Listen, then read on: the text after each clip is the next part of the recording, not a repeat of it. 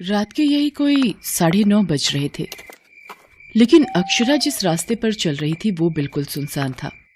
बीच बीच में कुत्ते के भौंकने की आवाज आ रही थी। वो कभी मोबाइल के मैप की ओर देखती तो कभी अपने हाथ में पकड़े विजिटिंग कार्ड के पते की ओर। आखिर कहाँ है ये घर? पिछले आधे घंटे से मैं परेशान हूँ, ये पता मिल ही नहीं रहा है और न ही यहाँ आसपास कोई आदमी दिख रहा है जिससे मैं इस पते के बारे में पूछ सकूं। अक्षरा के चेहरे पर परेशानी साफ देखी जा सकती थी। तभी उसके मोबाइल की घंटी बजी। उसने कॉल करने वाले का नाम देखा तो वो नहीं दिख रहा था। वो कॉल एक अननोन नंबर से था। उसने फोन उठाया तो दूसरी ओर से आवाज आई। हेलो अक्षरा। कौन? अरे मैं चांद कुमार। ओह सॉरी सर, आपका ये नंबर सेव नहीं है ना? सर मैंने आपके उस नंबर पर बहुत ट्राई किया लेकिन वो स्विच ऑफ आ रहा था। सर मैं बहुत परेशान हो गई हूँ। ये इलाका मेरे लिए बिल्कुल नया है। मैं आपके दिए पते पर नहीं पहुंच पा रही हूँ। ओहो कोई नहीं, तुम अपनी लोकेशन बताओ, मैं तुमको लेने आ रहा हूँ। अक्षरा ने चांद कुमार को अपनी लोकेशन बताई। चांद कुमार उसे लेकर अपने घर पहुंचा। अक्षरा को वो घर बहुत ही अजीब लग रहा था।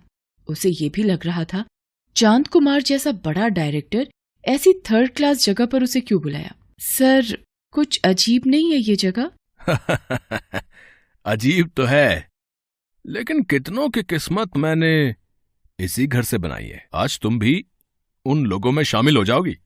उसके बाद चांद कुमार ने अक्षरा को वहीं सोफे पर बैठने के लिए कहा और खुद किचन में गए और वहां से पीने के लिए कोल्ड ड्रिंक्स और खाने का स्नैक्स लेकर उसके पास आए। अरे सर आपने क्यों तकलीफ की? इसमें तकलीफ की क्या बात है? वैसे भी आज यहाँ का नौकर छुट्टी पर है तो ये सब तो मुझे ही करना होगा। वैसे आई लव डूइंग दिस। मुझे तुम्हारे जैसे खूबसूरत मेहमानों का स्वागत करना बहुत पसंद है। ऐसा बोलते हुए चांद कुमार ने अक्षरा को अजीब नजरों से देखा और उसे पीने को ड्रिंक्स दिए। अक्षरा कोल्ड ड्रिंक पीते और स्नैक्स खाते हुए बोली कि सर आपकी फिल्म कब शुरू होगी? I mean, आपने जिस प्रोजेक्ट के लिए उस दिन कहा था, और मेरा ऑडिशन कब होगा? आज ही होगा ना? तुम सवाल बहुत करती हो और मुझे ज्यादा सवाल करने वाले पसंद नहीं है। Sorry sir. फिक्र मत करो, मेरे असिस्टेंट थोड़ी देर में पहुंचने वाले हैं। लेकिन चांद कुमार से बातें करते हुए अब अक्षरा की आंखें बोझिल हो रही थी। थोड़ी देर बाद वो बेहोश हो गई।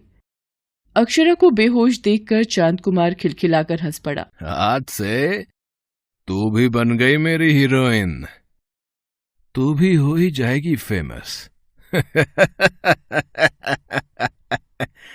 चांद कुमार नाम है हमारा, हमने डूबतों की किस्मत को संवारा।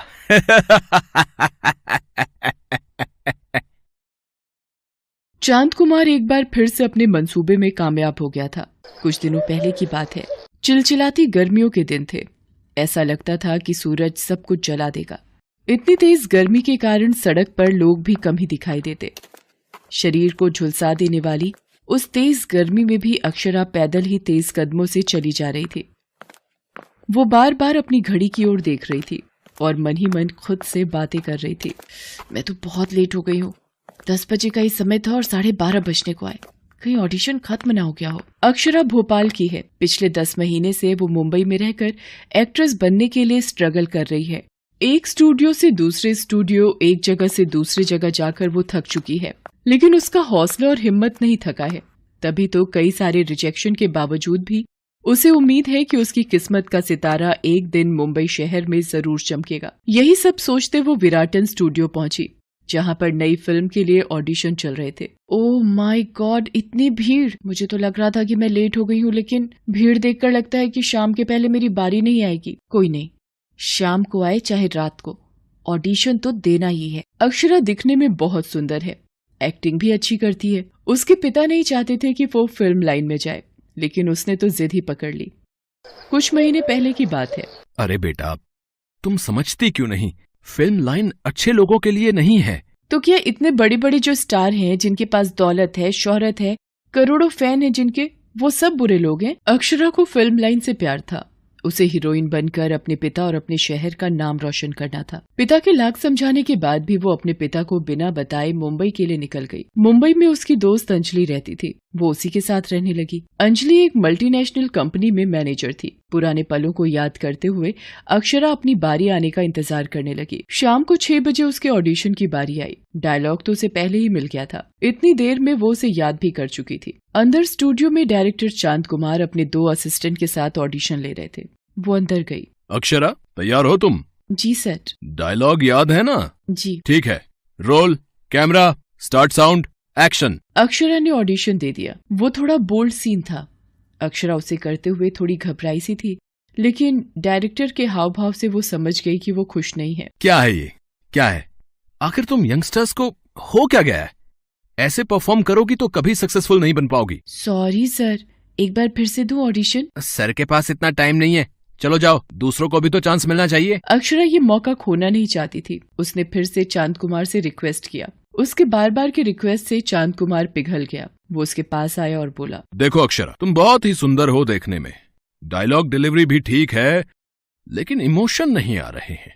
और तुम्हें तो पता है ना कि बिना इमोशन के सब जीरो है। एक मौका और दे दीजिए ना, शायद मैं नर्वस हो गई थी इसलिए 100% नहीं दे पाई। देखो, ऐसा है कि सुबह से शाम तक ऑडिशन ले लेकर मैं थक गया हूँ, इसलिए एक काम करो, तुम कल आ जाओ, लेकिन कल यहाँ नहीं आना है। उसके बाद चांद कुमार ने अपनी जेब से कार्ड निकाला और उसे देते हुए कहा, कल इस पते पर तुम आ जाओ। सब ठीक रहा तो मेरे अगले प्रोजेक्ट की हीरोइन तुम ही होगी। अक्षरा को चांद कुमार की असलियत के बारे में पता नहीं था। उसने ना जाने कितनी लड़कियों का जीवन फिल्मों में काम दिलाने के नाम पर बर्बाद किया था। वो फिल्में तो बनाता था, लेकिन वो फिल्में सभ्य समाज के देखने लायक नहीं थी।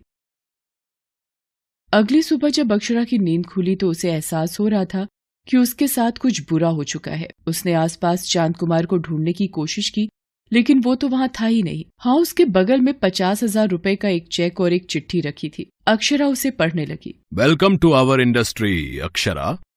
हमारी इंडस्ट्री को गंदा कहा जाता है, लेकिन सच कहूं तो इससे साफ तो कोई इंडस्ट्री है ही नहीं। बस थोड़ा सा समझौता ही तो करना पड़ता है, और थोड़े से बोल्ड सीन। इस बार वो सीन बेहोशी की हालत में करवाए।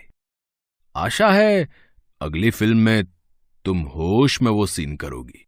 अक्षरा, एक बात और, ये जो घर है वो सिर्फ एक दिन के लिए मैंने किराए पर लिया था।